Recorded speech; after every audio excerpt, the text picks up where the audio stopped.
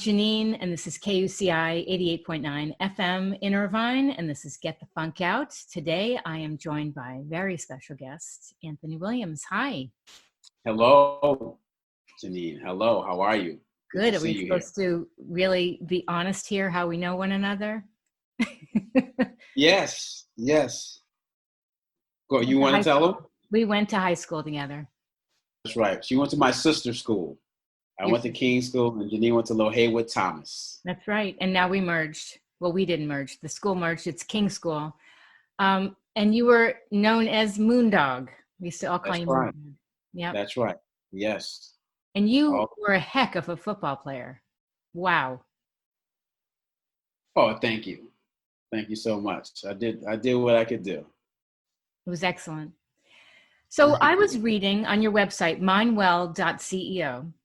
And I'll go into that in a second, what that is. But Mindwell.co. Sorry, mindwell.co. Yes. That you had a really, this is an understatement, challenging experience in college. But before we get to that, you grew up in Stamford, Connecticut, correct? Right. Yes. And I didn't know this about you because a lot of us weren't so open, but you had foster parents. That's right. Did you know, personal question, you can answer or not. Did you know your biological parents? Did you know of them? Yes, my mother was in and out of my life. Yeah, as a youngster. We was born in Connecticut, and she took me down to Mississippi, and I lived with my grandparents for like my first 4 years, and I came back to Stamford. I lived with my mom probably all of 6 months that I know of my life. And then she was in and out, we were daycare with the Harrises. So, and then after I turned 16, I didn't see her for like another 27 years.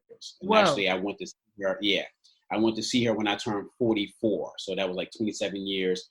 And also I met my father for the first time when I turned 44, my biological father, who I just buried. Tomorrow will be 2 weeks. 2 weeks ago. I went back to Connecticut. Sorry. Yeah, no problem. So I met him like 4 times in my whole life. What was that like, seeing someone after 44 years? For the first time, it was cool. It was cool. We had one of those, breakfasts that went into like 4 o'clock. You know Yes. what I'm saying? We had, and catching up, and I was able to connect some dots, in terms of, my demeanor and my character, because I would say he's a natural, or was a natural yogi. Like, he didn't really get caught in people's dramas. He was just very straightforward, this is what it is, and I'm not going to argue back and forth, and so on and so forth. And I was able to see from him, like, oh, okay, knowing who my mother was, I was able to understand why he wasn't in my life. And so, he crossed his T's, he dotted his I's. He was a good man. He took care of me. He sent money that my mom took and used otherwise, but that didn't matter. All right. And so he even took care of my sister, who was not his child. And he knew that, but he was still sending money, because that's the type of man he was. By the way, I don't mean to laugh, but I went through my own experience with child support and money, supposedly for me, not going to me. So that's why I giggled. Yeah, no, hey. I get it. Yeah. Yep. And so, yeah, it was good to connect those dots. And then we met, a couple of, maybe 3 or 4 subsequent times. And I saw him last summer, and that was the last time I saw him alive. And like I said, I buried him 2 weeks ago. Great. You had to fly back in the midst of a quarantine. Yes. Yikes. Yeah. Yeah. Actually, that wasn't bad. I hope they keep it like this, because it was really, Oh, really? Only one on the plane? Yeah. Well, there were 4 different flights, right? There was 2 going and 2 coming back, and 3 out of the 4, I had my own row. So good. Yeah. So I was good. I could lay down. I was like, all right, this is a new type of first class. Nice. I could just lay out. Yeah. So it wasn't that bad.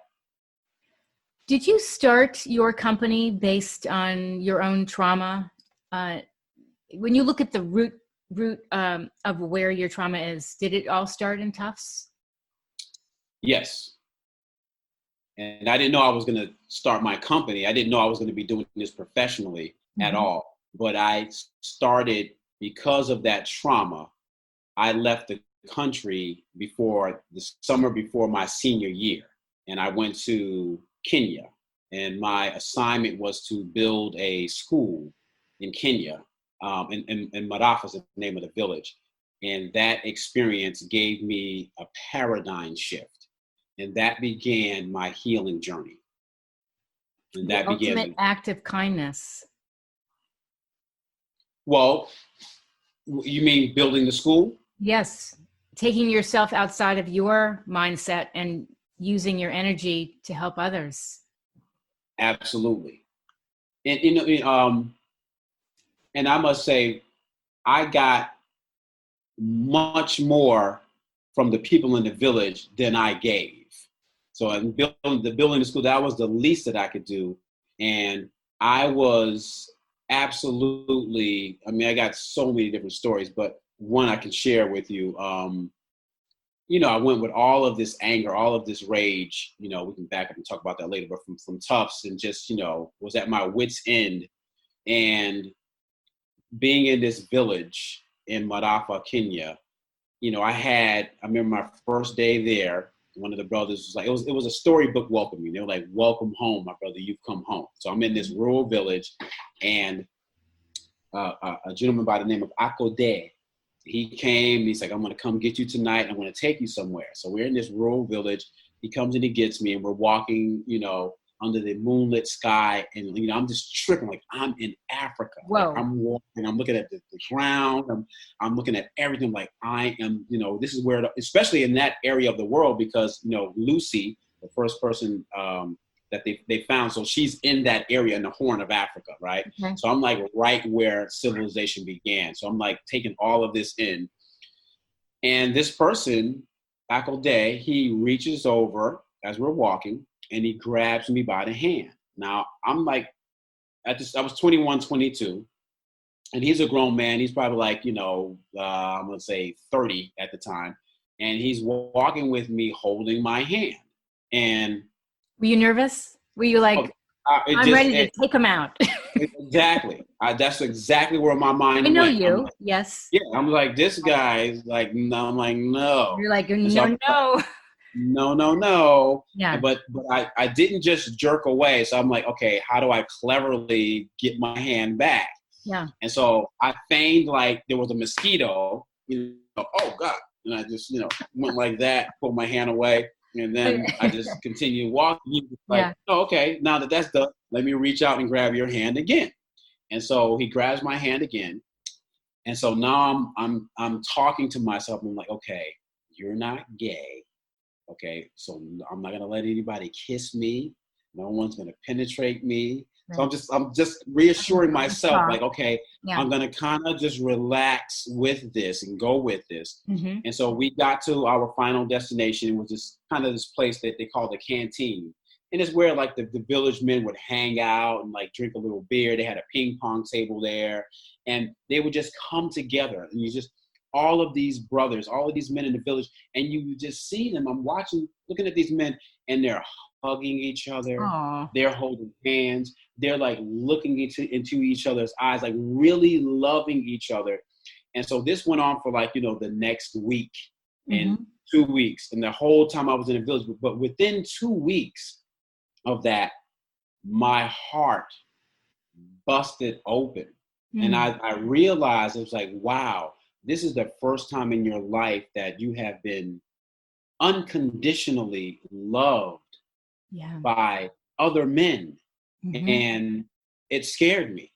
Yeah. And so, because I'm thinking this, and when I told them about homosexuality, they didn't even understand that. They're like, oh no. So it wasn't even about that. It was about just loving you. We never grow out of loving you. And so that began my transformation. And I was like, wow. Mm-hmm. And I felt that all throughout my body.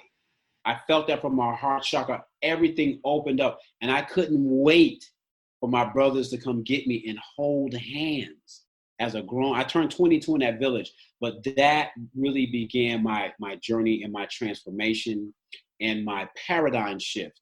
So there's a source of misery that comes with that. So when I came back to America from that first time, that's when I had my first big culture shock, because I'm coming from being loved like that to being around. I remember I went to a party in New York, and it was my fraternities. It was mostly Black people.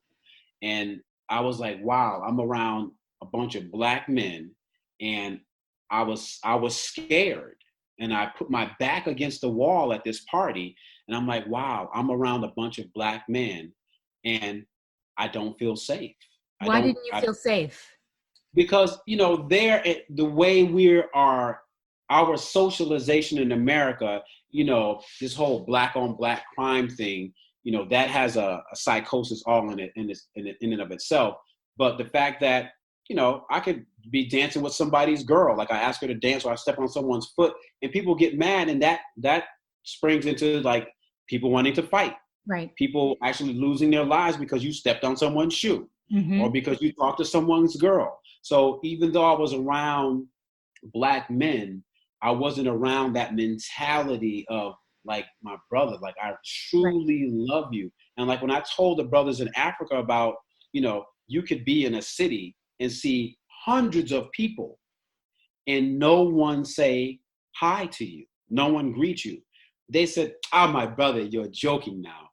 He's joking now. They could not fathom that you would see a person and not greet that person up and down. So that's what I was coming back from, like 2.5 months of experiencing that. So when I came back to America, it was not that. So there's a way that I have to walk in the hood as a brother. Sure. There's a way I have to carry myself.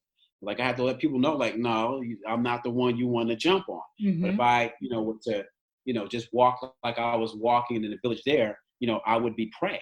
So yeah, that's what we've lost over here in America. And that's what we have over there in Africa. So that did you want to run back? Did you want to just leave New York and just go back? Yes. And so when I came back and I finished that last year at Tufts, and so the idea was I'm coming back to Africa in some capacity. I don't know what capacity. I know there's a village there in Africa where I know the brothers and sisters love me. They will receive me. All I have to do is show up. So that was I left that village with that intention to return to Africa in some capacity. And so I moved to DC, and I landed a great job that, actually sent me back to Africa. And I worked in grassroots development for many years at Africare. Quick question. I read in your bio you met a man that was 105. Yes. Could you talk about him? Absolutely. So when I came back, so I got a job fast where I graduated, moved to DC, finally ended up with a job I probably should have never gotten at Africare. So Africare does grassroots development work all in about, at that time, maybe 35 countries in Africa. And I went in and sold myself. I was like, hey, I know I don't have the credentials you need. I have 2.5 months of experience in Africa on the ground, but I'm like, hey, I'm tenacious and I can do this job. So long story short, I got the job.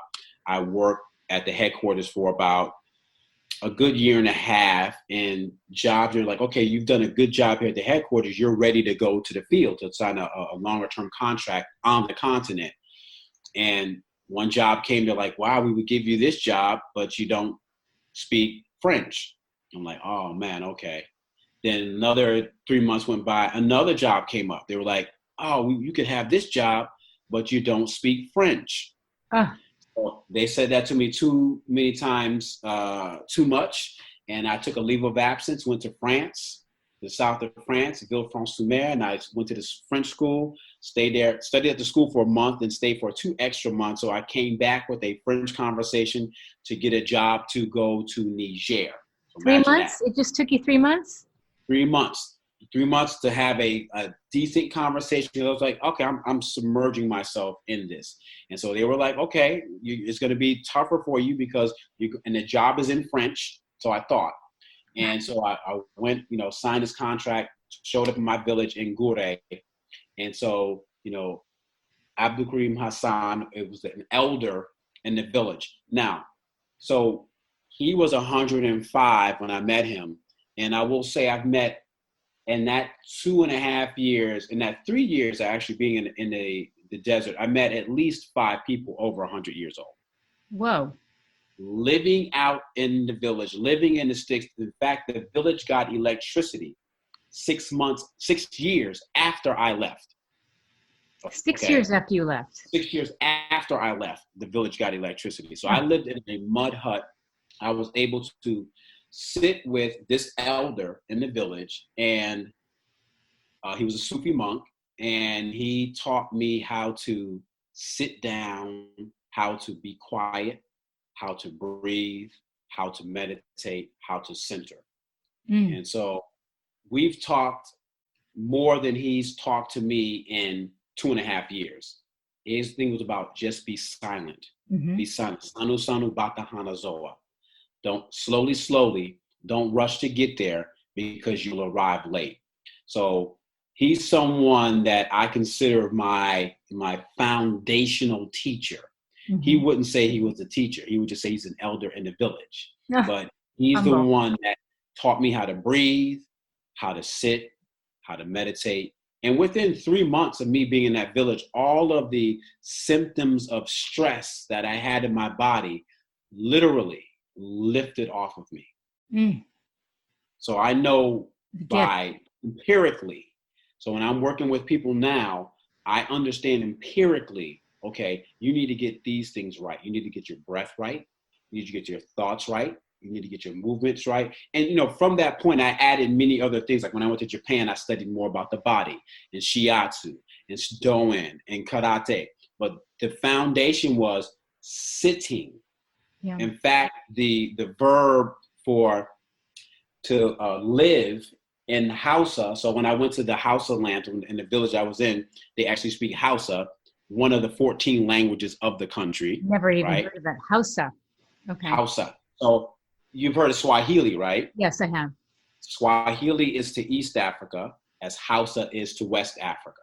Okay. So it's the lingua franca of West Africa. About 7 different countries, speak Hausa. And the Hausa people were the merchants. So they went around doing their business. So you spoke Hausa. So, I lost my train of thought. But being in this village with this man, learning how to speak Hausa, speak French.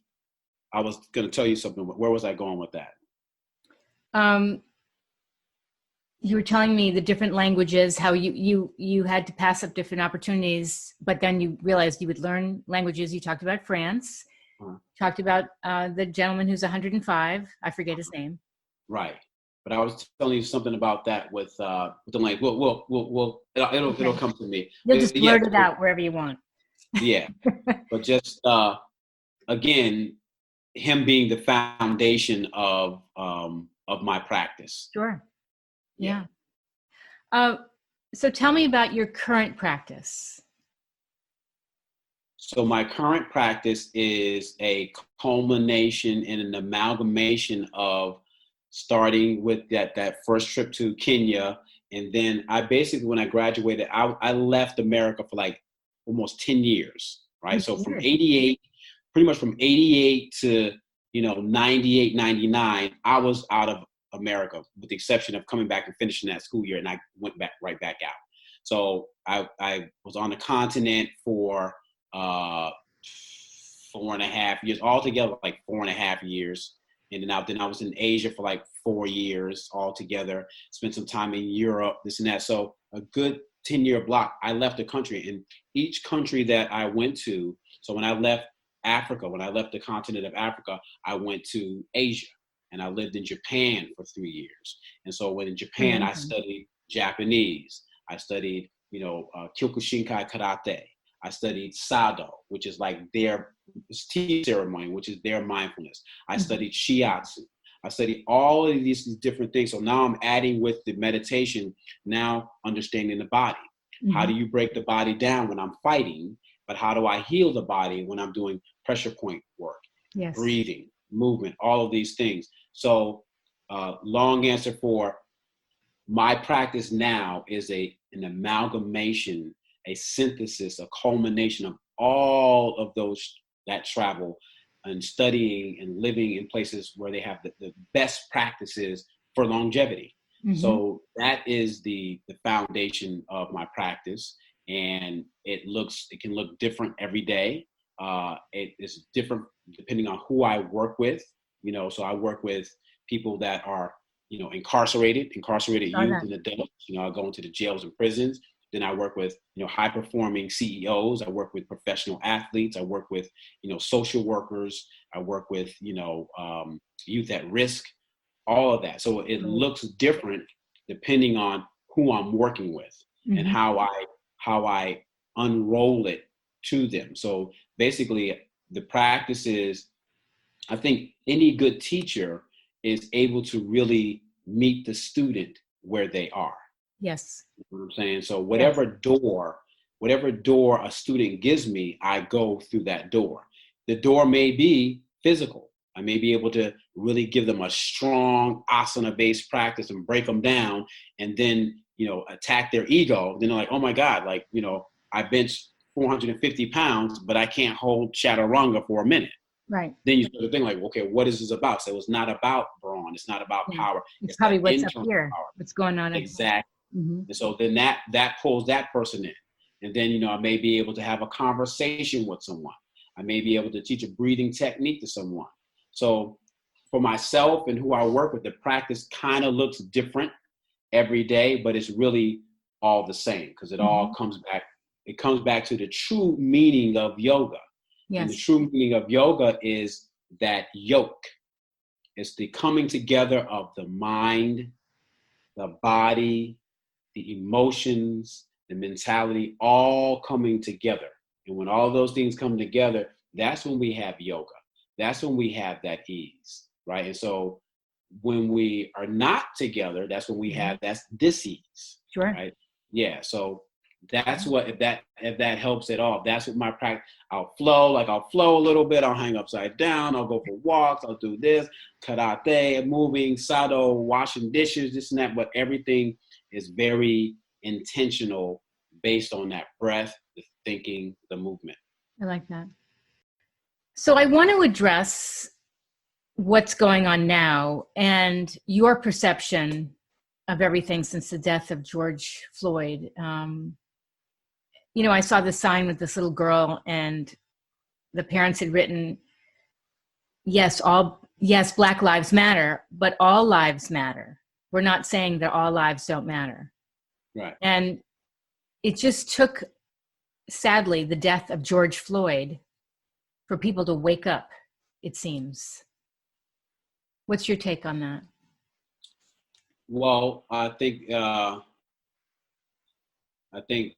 Will Smith said racism is not new, it's just being filmed. And so what we're talking, it's just being filmed, and what we're talking about today is what sent me out of this country over 31 years ago. Right. It's the same conversation. It's the same thing. It's, what I felt at Tufts University was I had to justify my right to exist. My humanity was challenged and questioned on a daily basis. People were telling me in an intellectual way and also in a very harsh, unabashed way, your life does not matter. Disgusting. And so I was surrounded by cops on campus on Tufts University's campus, the center of campus. It was the showdown, me against the policeman. What? And so I could have easily have gotten shot that night. And luckily there was one cop that didn't exist with George Floyd that said, hey, stop. This is enough. He's a student here. And he told all of the other cops to stand down. Those two words saved my life. He said, what down. happened? What happened to you? What happened to me was I was an outspoken Black man on campus. Okay. And so it was a 4-year or 3-year buildup. And so cops were this and that. And as I got more and more enraged, I was more and more vocal. I was more and more like, no, you will not stop and ask me for ID. I'm a student here. I Sure. don't have to justify myself again and again while I'm paying thousands of dollars. Mhm. You're asking me to do what you're not asking other people to do. That's Right. unacceptable. Yes. So I wasn't the person that was just going to smile and take it. So then I became uppity. Oh, Yeah, you become uppity. So I was the uppity guy. So this was a night where a officer came in. It was a black officer. So sometimes the black officers are worse than the white ones. We call them showing off for the white cops. interesting. So he came in and disrespected, the only other black kid at this party. And he was a freshman. He went up to him and said, "Hey, soul brother number one, time to go," in front of everyone. So he totally dehumanized, degraded this young black boy at this party. So I was there and I went up to the kid and I said, "Don't ever let anyone speak to you like that. You belong here. Good. You pay to be here." Right. And so he didn't like that. So now he's like, "Hey." So now the cop was like trying to come at me, and I told him immediately, "Get out of my face. Like you're not going to scare me." Right. And so it went from there. And so that was the night where it all came to a head. I had, run-ins with this guy before. And so he followed me to like 3 other parties. And I told him, I said, you're not going to do anything to me. You alone will not do anything to me. So I even told him, you better call for backup. You need backup to deal with me. And so he felt threatened. He called backup. I said, call even with your gun. You need backup. You need something because you're not going to take me, period. It's not going to happen. And this guy was trying to like sneak cuffs on me and all this. I was like, get out of here. Let's stop playing with me. And so he followed me to like 3 different parties. And then it came to a head in the center of camp. He had his gang. Yes. Yes. He had his gang. And then they came out and like one of the cops saw like, "Oh, this he's a student here. He's not some thug, this and that. You may not like him." And this guy was trying to put cuffs on me. Cops were there. But you hadn't done anything. Yeah, I existed. You existed. That's the crime. So that's what people have to understand. There is a different police force. So for what the average white man would not take, you see, like white guy would cuss the cops out. White woman cuss the cops out. Like, I'm not doing this. Da da da. This is completely different for us. Mm-hmm. So we have to go through. We have to, why are you in this neighborhood?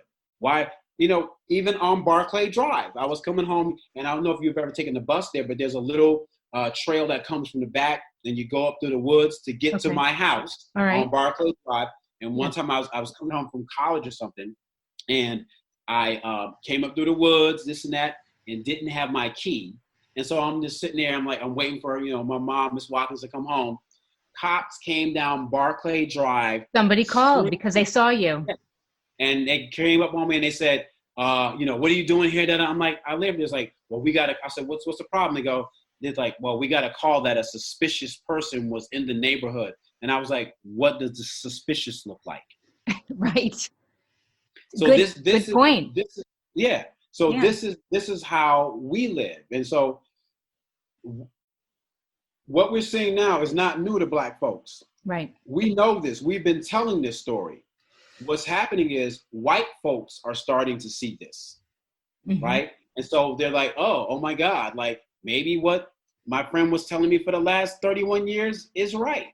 Mm-hmm. So hopefully we get that, create some critical mass where people start to wake up and listen to their friends of color, particularly Black people. It's like, I'm telling you, it's like, and anyway. No, not anyway. This is all good. No.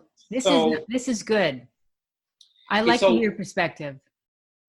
And so, I have, I'm the Black guy in the yoga community. Mm-hmm. I've been in the yoga community for many, many, many years, many decades. And again, that community is really about, is their privilege. I call it the we the people. So, in our Constitution, the preamble, we the people in order to form a more perfect union has created, da, da, da, da, da. Those are beautiful words. Right. But slavery was a time-honored system. The 16 men that framed that, they had slaves. Mm-hmm. They were not talking about Black people. Right. Right. So that conversation is only intelligible amongst white men that think like that. So not even black men, they excluded women, they excluded the Indians. So Yes. it makes sense only to them. Mm-hmm. So I liken that to the yoga community. The yoga community and the mindfulness community, it only makes sense in a group full of white people. Like, we're talking about love. Well, how does that look when you have to insert people of color? When you have to insert a black man in the studio? Yes. And like, okay, when I'm going to speak, like, well, no, I'm not 3/5.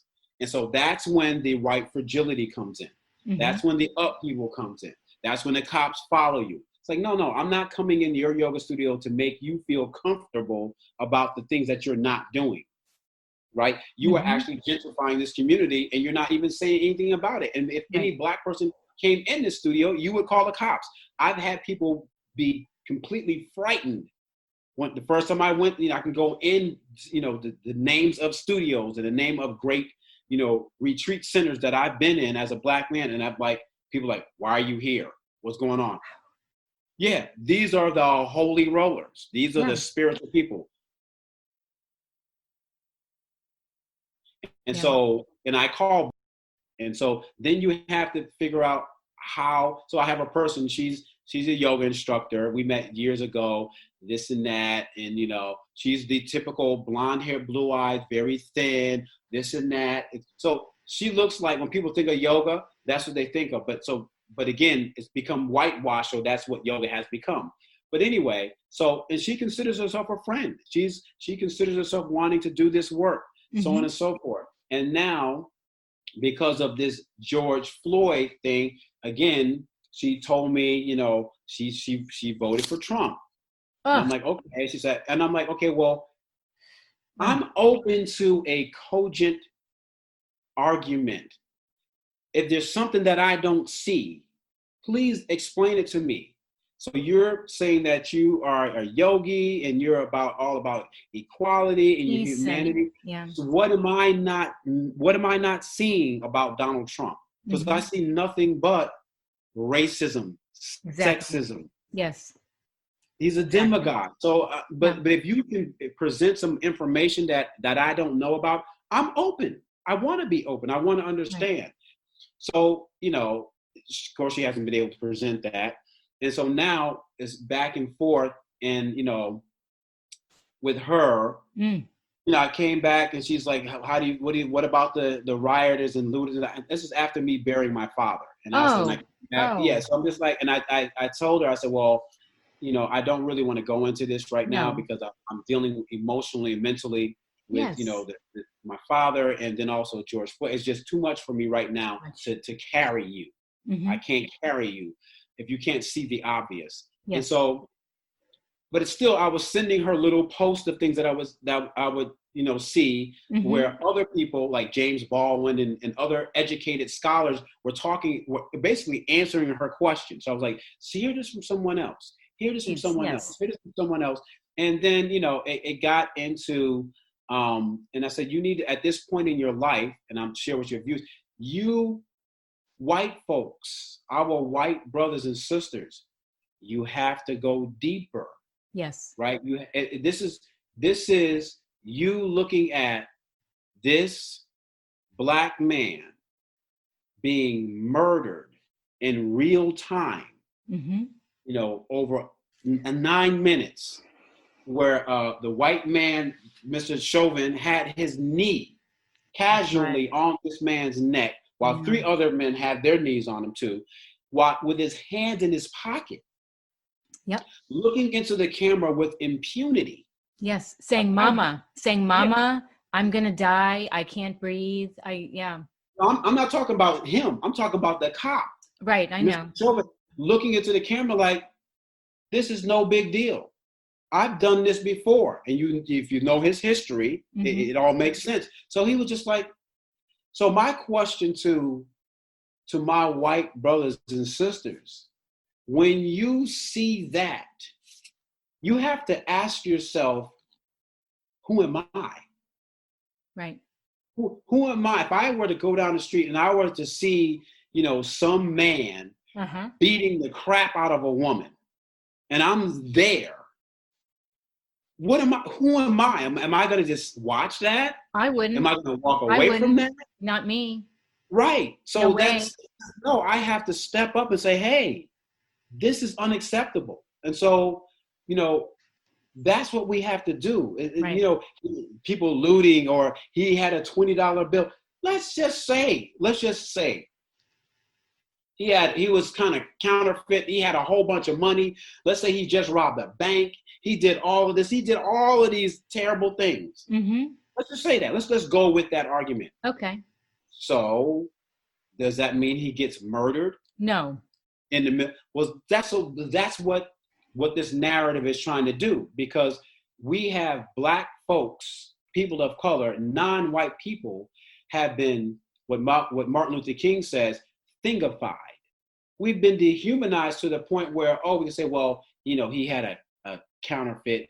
Come find out that it wasn't true. He had a counterfeit $20 bill. And in some people's minds, that resolves the cognitive dissonance of what you just saw.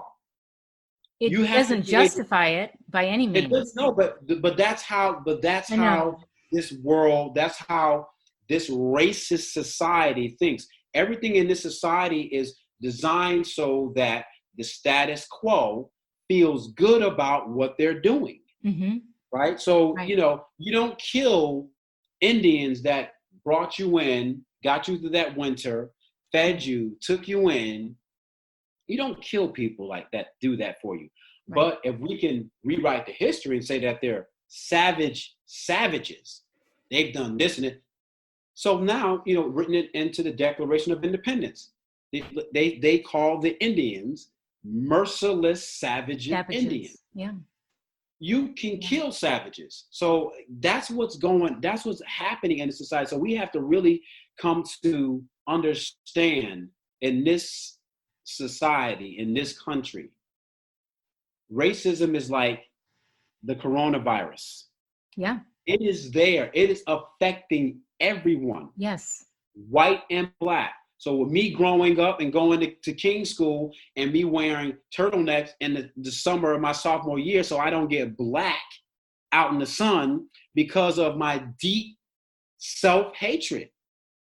I have to, I can say that now, but I have to, that is me internalizing racism. You wore a turtleneck in the heat of the summer? The heat of the summer, baby. Wow. And I can say that and I can smile about it because that was my evolution, right? That was my evolution. So I had to look at myself, and I remember a Black guy in college when I was going through my rage and I was fighting against the machine and status quo. And this brother looked at me and says, well, haven't you ever wanted to be white? And I almost punched him in his face.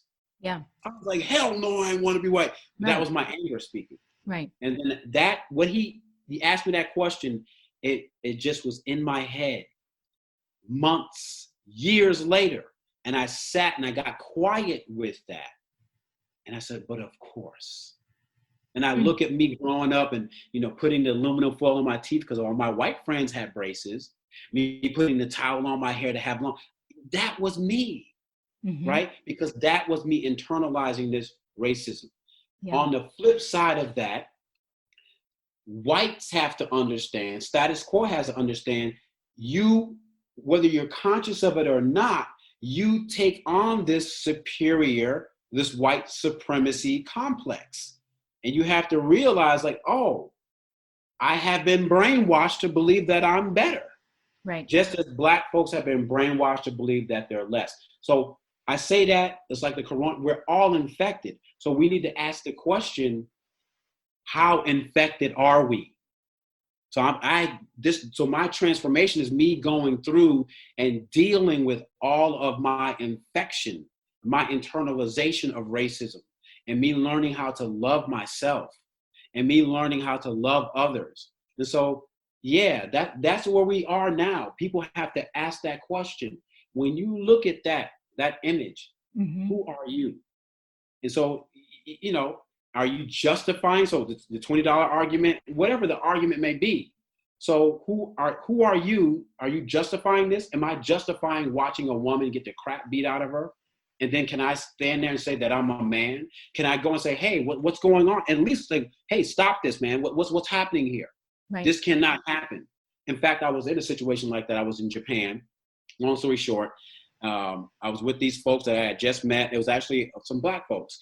And this one guy, we were in this club, and he did something, and we're having a good time.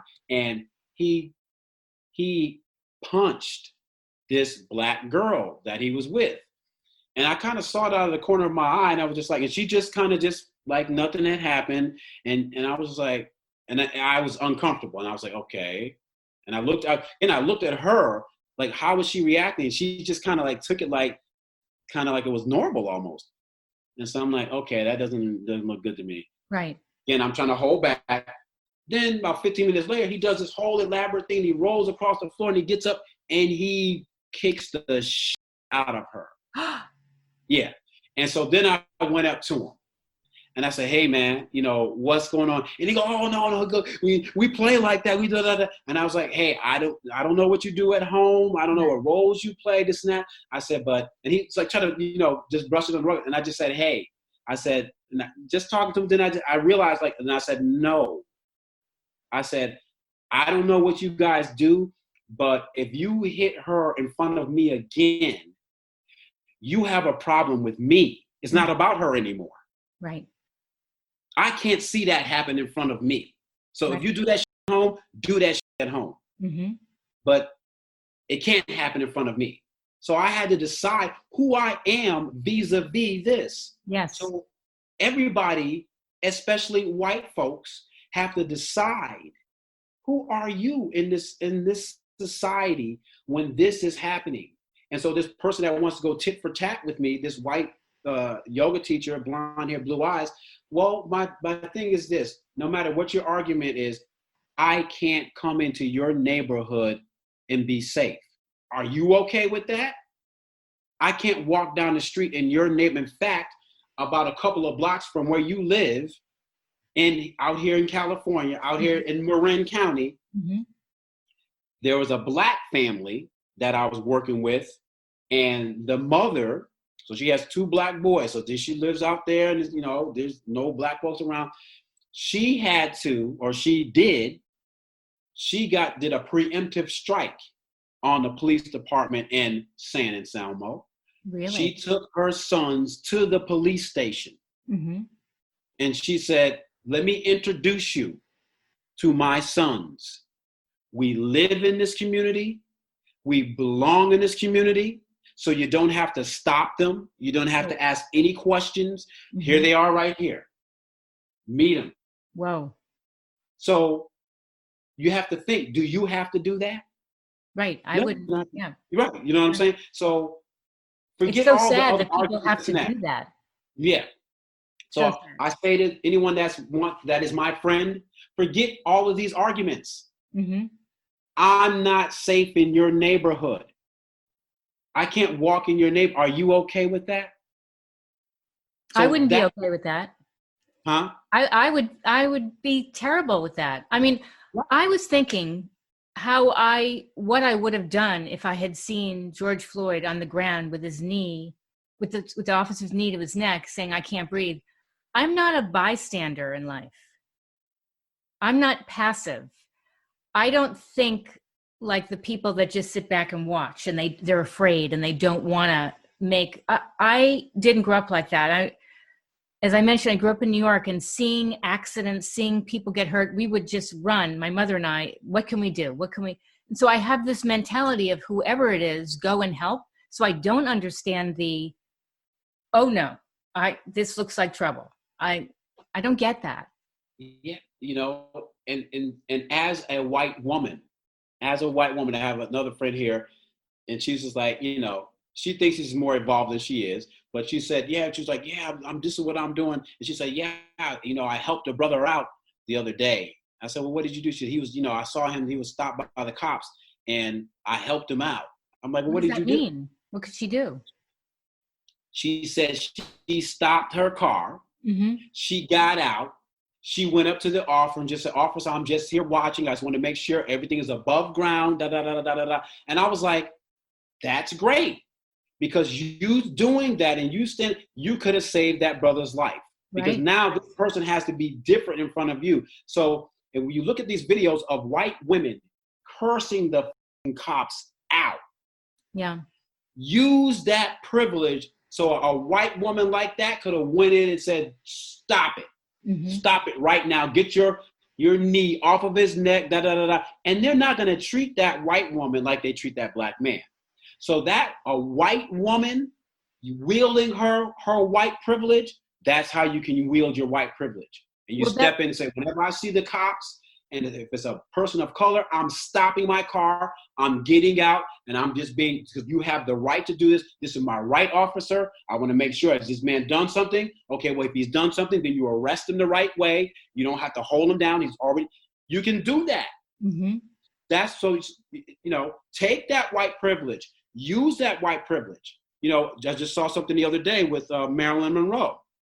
She was in Las Vegas, and something was it Sarah Vaughan, the great singer Sarah Vaughan. Yes. Right? Oh yeah. And so they wouldn't let Sarah Vaughan, before she was Sarah Vaughan, sing at this club. I think it was in Las Vegas somewhere. I'll send you the link. Okay. And Marilyn Monroe said, if you let Sarah Vaughan sing in this club, I'll be here every night. Whoa. That started Sarah Vaughan's career. Ella Fitzgerald. That started her career. Yeah. That's a white woman, Marilyn Monroe. You don't get any whiter than that. Right. She coming in, she's like, hey, right. I know I'm the right. If you want me in your club every night, Ella sings here every night when she wants to. And Frank Sinatra did the same. Sammy Davis Jr. He's like, oh no. They're not coming in the back. That's great. I didn't know that. Frank Sinatra. My man comes in the front. Yeah. Joe Namath. He was segregated. Yeah, Joe Namath. He's like, hey, blah blah blah. They were like the white, the black. He's just like, hey, we can't win like that. Yeah. So y'all got to figure that out. Yeah. Like I'm coming here to win. These are my teammates. So y'all got to figure that out. And because he's Joe Namath, they figured that out. Amazing. So that's what I want. You have the power. You can go and say, hey, you know what? We're not patronizing this place. We're not coming in. We're not doing it. One person. Yeah. Marilyn Monroe's like, hey, you know what? You want me to come to your establishment? Let my girl sing here. You bet. So here's my question. How do you think we could do better? White people, how can we be more compassionate and caring and wake up and help? I think, and what I just said, like, first of all, is that empathy. Yeah. When you look at that, because people, again, they'll have this argument, well, he had this, well, let me ask this. So to any white man, one of my white friends, male friends that's talking to me, then I will ask the question, well, okay, let's just say he had a counterfeit bill. Okay, let me ask the question. When is it okay for me to put my knee on your daughter's neck till she expires? What has she done? Oh, hey, she had a counterfeit $20 bill. So of course, now that raises your hairs. Of course. So that's empathy. When you see that, well, how would I want to be treated? It's real simple. How would I want to be treated? How would I want my sister to be treated? So when I see that man kick that woman, I'm like, that could be my sister. Yes. That, and knowing if I see you, I'm not gonna let somebody come up and like, and if you were the dude that's beating you up, I'm gonna talk to like, hey, Janeane, you need to get out. First of all, let's stop this. I'm gonna break this up right now. Right. And if you need help, if you need to come stay at my house until you figure it out, we can do that. You need to get away from this person. I'm not gonna do that. I can't do that. I didn't call myself a man. Right. So I'm gonna just say, simply said, empathy. Would you want that to happen to you? Would you want that to happen to your daughter? Would you want that to happen to your son? Yes. Ask yourself those questions. So there's no reason what you could give me where you could say, I can kill. Like if I ask you, what reason could I kill one of your daughters? I present the question to you. Right. What reason could you None. give me that could kill one of your daughters? No reason. Okay, right. Yeah. So then the people that are having these arguments, right? So when you let's say, for example, just hypothetically here. Yeah. So when you find yourself, someone say he had this, he had that, ask yourself, go back to it and say, well, what reason could I give? Would it be okay for this person to kill my daughter? Or if I had a son or my husband? Okay, he robbed a bank. Okay, arrest him. What about that? What about arrest him? Sure. And then you go to trial. That's what you're there for. Yes, you do that. Yeah. But to say that you're going to, and that's where we are in this society. We're so far gone that we can even begin to have this argument. I know. So, yeah. So on the other side of that, I have to ask myself the question. I ask myself the question, like, you have to be at a certain level. You have to be at a certain level for me to even talk to you. And then if you're like my freshman year roommate who was like, hey, I haven't been around Black people, I might say some stupid stuff. My parents, were impressed with you because you take a shower and you brush your teeth. I know that that's wrong. We're friends to this day because he admits that. He's like, hey, man, I'm willing to learn. Mm-hmm. I'm willing to learn. But if you're like, hey, you come in with the conviction that I am subhuman, then there's no conversation. I'm not going to waste my time. So I'm not going back and forth. There's no, I protect myself. I'm not having that conversation because because what has to happen is, again, answering your question, you got to get uncomfortable. Yeah. White folks that want change and transformation, you have to get uncomfortable because for those that have experienced privilege, equality seems like oppression. Mm-hmm. If you've experienced privilege your whole life, and now when I come in and say equality, not giving Black people more, right? Equality. Equal. That's going to seem like, what did I say? Oppression. Yeah. And that's going to make you uncomfortable. You got to get uncomfortable. If you're not getting uncomfortable, and I told my friend that, I said, you're probably going to get uncomfortable. If you do, then that means you're doing the work. You're starting to do the work. Yeah. So there's a lot of work to be done. It's a lot of work to be done. Hope that helps to answer your question. But, treating people, go back to the 10 Commandments. Do unto others as you would have them do unto you. We don't need any other commandments. That's it. That's the one. Right. Where can people find out more about you? You can go to my website, which is Mindwell, one word, .co. Okay. You can go there. Then you can go Mindwell Healing. My Instagram handle is Mindwell Healing. You can go there. So that's a good place to start. Excellent. Well, Anthony, we have to wrap it up, but this has been great. Absolutely. It's good to see you, and good to see you on this platform. Yeah. Me too. And I want to do something with the French and the guitar. Yes. Right. French in high school, and I'm really sorry that I ended up giving it up because I really enjoyed it. So, do I have to go to France for 3 months? Yeah, you might have to do that. You might have to do terrible. From Paris, from somewhere in France. Imagine that. Fine. Yeah, exactly. Yes. Life is just rough when I have to do my broadcast from France. I know. That's a good excuse, isn't it? It's a very good excuse. Au revoir. Au revoir. Ça fait à la prochaine. Thank you so much. You're welcome. Thank you for having me.